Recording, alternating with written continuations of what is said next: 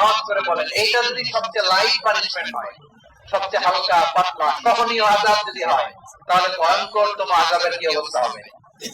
আমরা কি ওই জাহান্নামে যেতে চাই? জাহান্নামের অবস্থা এত ভয়ঙ্কর হবে, জাহান্নামের ভেতরে লক্ষ লক্ষ কোটি কোটি কাফির মুশরিককে দেওয়ার পরেও জাহান্নাম বলবে হাল মিন মাজিদ, আরো আছে নাকি, আরো দাও।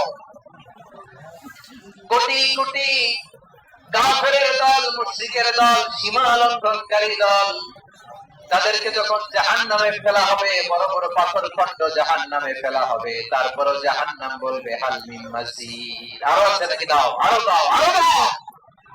আমার ক্ষুধা নিবারণ হয় নাই। জাহান্নামে তো উত্তপ্ত হবে, জ্বলন্ত হবে, ভয়ঙ্কর হবে। জাহান্নামের এক অংশ আরেক অংশকে খেয়ে ফেলবে। আল্লাহু আকবার। ফেরেশতারাও টালমাটাল হয়ে যাবে। জাহান্নামের রক্ষী ফেরেশতারা কি করবে, তারা নিজেরাও বুঝতে পারবে না। কোটি কোটি মুশরিক কাফেরদেরকে জাহান্নামে নিক্ষেপ করার পরেও জাহান্নাম ঠান্ডা হবে না, শান্ত হবে না, বলবে হাল মিন মাজিদ, আরো আছে নাকি, আরো দাও। তখন আল্লাহ তাআলার কুদরতি পা জাহান্নামের ভেতরে ঢুকিয়ে দিলেন।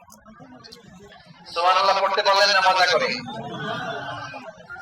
কোন কিছুতেই যখন জাহান্নামকে শান্ত করা যায় না, আল্লাহ তাআলা তার কুদরতি পা জাহান্নামে ঢুকিয়ে দিলেন। দেয়ার সাথে সাথে জাহান্নাম থেকে আওয়াজ আসবে, বিইজ্জাতিকা ওয়া বিকদরিক, আল্লাহ বিইজ্জাতিকা ওয়া বিকারমিক, আল্লাহ আপনার ইজ্জতের কসম, যথেষ্ট হয়েছে, এনাফ এনাফ, আর লাগবে না। সুবহানাল্লাহ বলেন।